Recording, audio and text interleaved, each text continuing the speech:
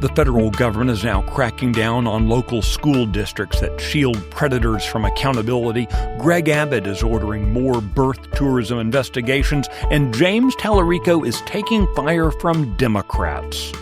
This is Wednesday, July 22nd, 2026. Texas Scorecard presents the day's first news for the Lone Star State.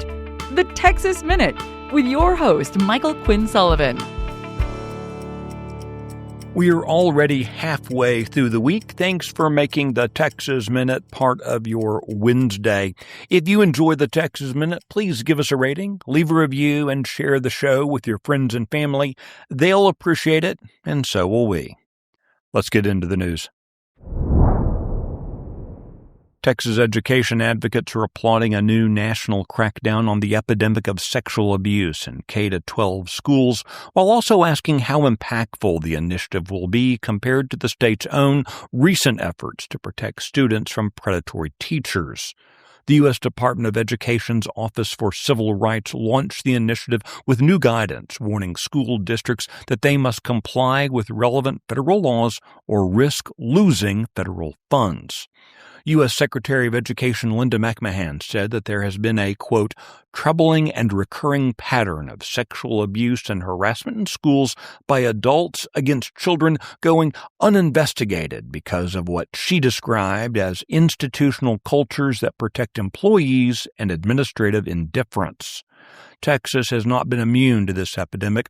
Since 2017, though, the state has had laws that prohibit passing the trash, that is, moving educators accused of sexual misconduct to different schools or allowing them to quietly resign and find work in other districts.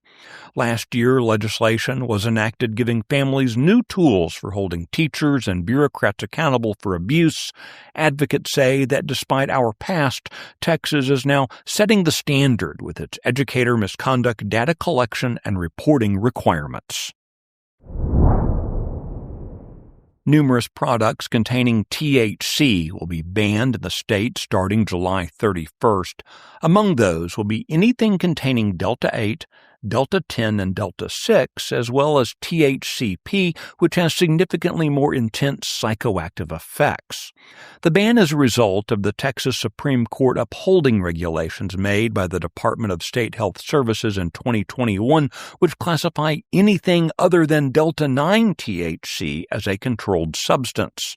In the background of this is a legislative fight from last year that involved Governor Greg Abbott vetoing legislation championed by Lieutenant Governor Dan Patrick, consisting of a full ban on the sale of THC products. In a special session, legislation restricting THC products was passed by the House but blocked in the Senate.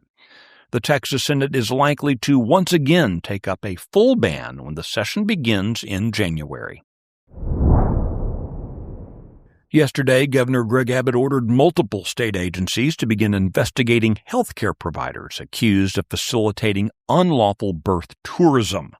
Birth tourism refers to the practice of foreign nationals traveling to the United States primarily so their children can receive American citizenship by virtue of being born on U.S. soil.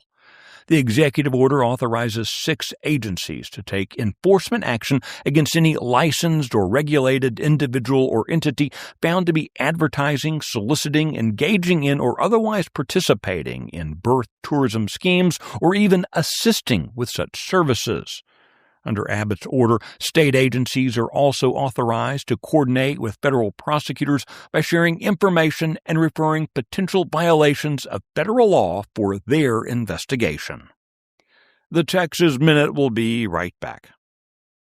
What are the important things out there in Texas politics and Texas news that matter to you, and what can you do about it? That's what we want to bring you with the Luke Macias Show on a weekly basis for 20 to 30 minutes. That way you can get the information and go do something for the rest of your week. I look forward to coming to you every Wednesday.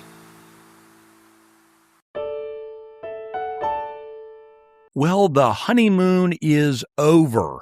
Democrat U.S. Senate candidate James Talarico is facing unaccustomed criticism from Black Democrats over his campaign's outreach efforts after a contentious Houston town hall on Sunday. The criticism comes as Talarico continues working to unite Democrats following his primary victory over U.S. Representative Jasmine Crockett. Crockett has declined to campaign alongside Talarico and previously described the nominating contest as a, quote, racist race. At that Houston town hall on Sunday, Talarico faced pointed questions from black Democrats who argued his campaign has failed to adequately engage black voters. In response, Talarico pledged to spend $25 million on black voter outreach. The promise has done little to satisfy some of his critics. State Representative Yolanda Jones of Houston said that Talarico has been, quote, unwilling to listen to black Democrats. You can find the details of this story and the others mentioned today and keep up with the latest news by visiting TexasScorecard.com. This edition of the Texas Minute was based on the original reporting of Aaron Anderson, Eddie Hovland, and Brandon Waltons. Our producer is the great Nick Shepard. I look forward to seeing you out around the Lone Star State. Now, go make it a great day.